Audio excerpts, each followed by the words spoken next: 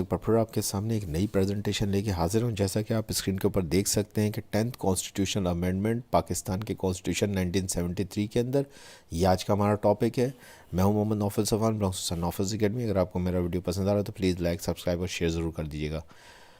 देखिए, पाकिस्तान के कॉन्स्टिट्यूशन 1973 के अंदर 10th कॉन्स्टिट्यूशनल अमेंडमेंट 1987 में हुई और ये जनरल ज़िया-उल-हक के दौर में की जाने वाली अमेंडमेंट्स में लास्ट अमेंडमेंट थी जो कि जनरल ज़िया-उल-हक के दौर में की गई।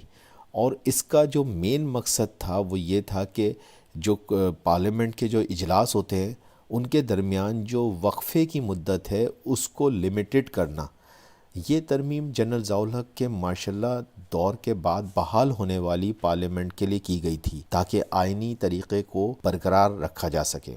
10th कॉन्स्टिट्यूशनल अमेंडमेंट 25 मार्च 1987 को पार्लियामेंट से मंजूर की गई थी और दोनों ऐवानों में इस तरमीम को किसी भी बड़ी मुखालफत का सामना नहीं करना पड़ा और ये कौमी असम्बली और सेनेट से बआसानी मंजूर हो गई।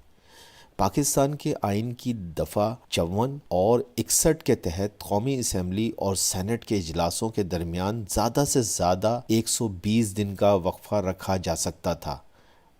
10th कॉन्स्टिट्यूशनल अमेंडमेंट ने इस वक्फ़े को कम कर दिया और अब ये 90 दिन का था, जिसका मकसद पार्लियामेंट के इजलासों को बाकायदा और इफ़ेक्टिव बनाना था। जनरल ज़िया-उल-हक ने 10th कॉन्स्टिट्यूशनल अमेंडमेंट के डॉक्यूमेंट पे फ़ाइनल दस्तखत किए और इसके ज़रिए पार्लियामेंट के इजलासों को ज़्यादा बाकायदा बनाकर अपनी हुकूमत के आइनी तसलसल को बरकरार रखा।